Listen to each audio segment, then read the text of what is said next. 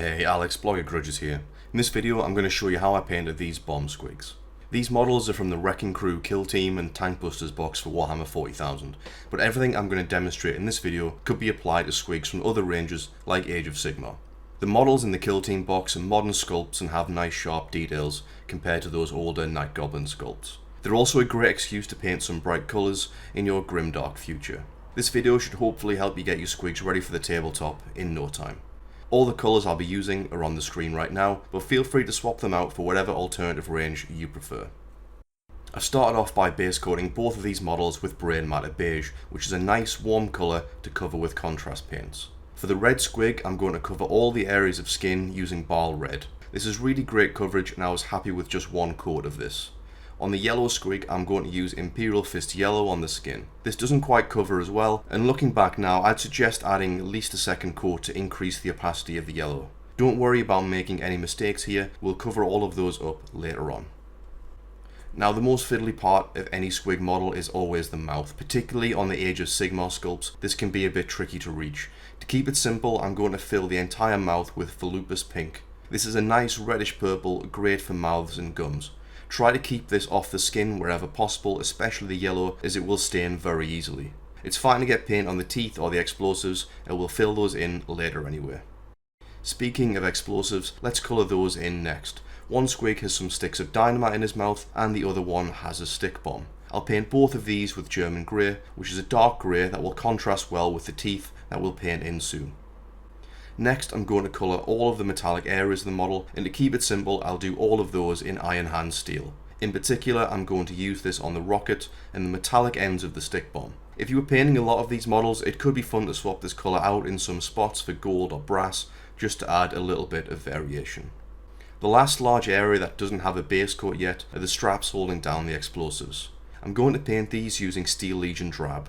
This has recently become one of my favourite brown colours. It's much less saturated than some of the other options in the Citadel range and works great with almost any colour scheme.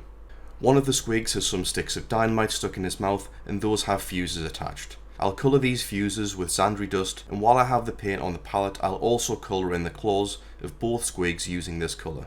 If you wanted to keep a more condensed palette, you could also colour in the teeth with this colour too. But instead of that, I'm going to paint the teeth using Morghast Bone. This is a brighter colour than Zandri Dust and should help them to stand out a bit more, especially once it's been highlighted.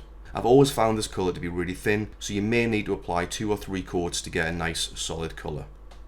With the base coats complete, I'm going to apply some shades to the model to add a bit of depth. On the red squig, I'll apply Reikland Fleshshade to all the areas of skin and the mouth. This is a reddish shade and will help to darken the recesses before we apply some highlights later. On the yellow squig, I'll apply a half and half mix of Iyanden Yellow and Contrast Medium. This produces a nice golden yellow shade and will help to break up the large areas of bright yellow skin. Once that's complete, I'm going to use Agrax Earthshade to shade all of the other areas of the model. This includes the metallic areas, the straps, the explosives and the teeth. Now this wash will stain really heavily, especially on the areas of yellow skin, so try to be neat and keep it under control to avoid having to go back over with the yellow. Next, I'm going to go back over all the areas of the model I've already completed and re-establish the base colours and then add some highlights, while keeping the washes in the recesses. First, I'll start by going back to the straps with Steel Legion Drab, and then I'll highlight that with a half and half mix of Steel Legion Drab and Brain Matter Beige, focusing mostly on the edges. Next, to brighten up the teeth, I went back over most of them with Morghast Bone, followed by a half and half mix of Morghast Bone and Brain Matter Beige. Using Zandri Dust, I went back and covered the body of each of the squig's claws. You could also use this colour to brighten the dynamite fuses if you think the wash has darkened them a little too much. On the yellow squig, I layered over some of the areas of skin that had been darkened using Daemonic Yellow. This is a very bright but thin yellow that's perfect for highlighting the Imperial fist. Try to keep the highlights on the most raised areas and use it to deal with any spots where you think the wash didn't settle very neatly. Then on the red squig, I used this colour to pick out the eyes of the miniature. Finally, on the red squig, I used some pure red to highlight the skin. Similarly to Daemonic Yellow, this was reserved for just the highest raised areas in order to make them stand out. You could also mix in a small amount of the yellow with this red in order to apply an even brighter highlight to some areas. Additionally, this colour was used to pick out the eyes of the yellow squig. And those are some finished models. I'm going to take them off camera and apply bases, and then we can take a closer look. These Squig models really are excellent. The new sculpts have much sharper detail than the old Age of Sigmar ones, and they don't feel as comically large as the Night Goblin Squig Hopper models. If I could go back, then I would definitely apply a second layer of Imperial Yellow, as it's come out quite pale. A second yellow would make it much more saturated. If you had a bunch of Squigs to paint, then they'd look great in a wide range of colours. Have a bit of an experiment and see which ones you like the most.